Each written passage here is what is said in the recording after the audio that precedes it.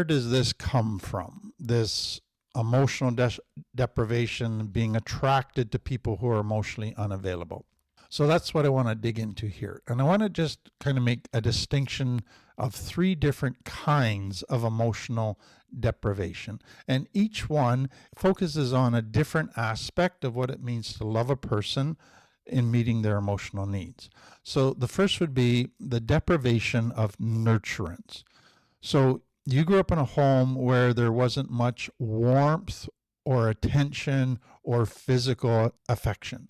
Your parents didn't hold you, hug you, rock you. They didn't comfort you, soothe you. They didn't spend a whole lot of time with you.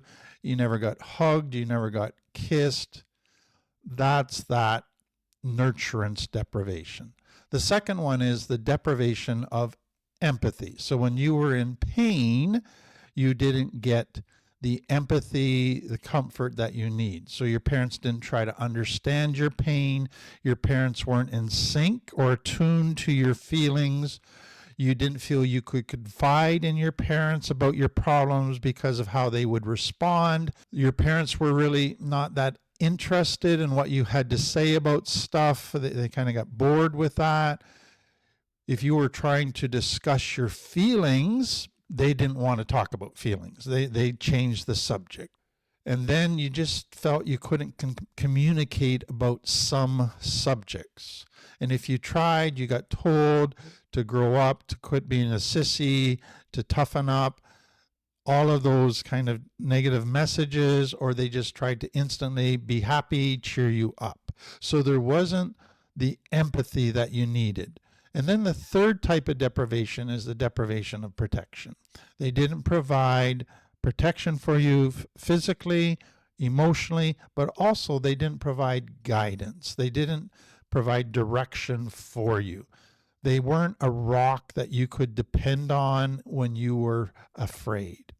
One thing I want you to be aware of as we get started with this is a lot of people, when they hear the word deprivation, they immediately get resistance in their brain. Goes, I wasn't emotionally deprived. I'm feeling resistant to accepting this as a life trap that I was emotionally deprived. And so what they tend to think is, because I wasn't physically deprived by my parents met all my physical needs really well, how could I be emotionally deprived?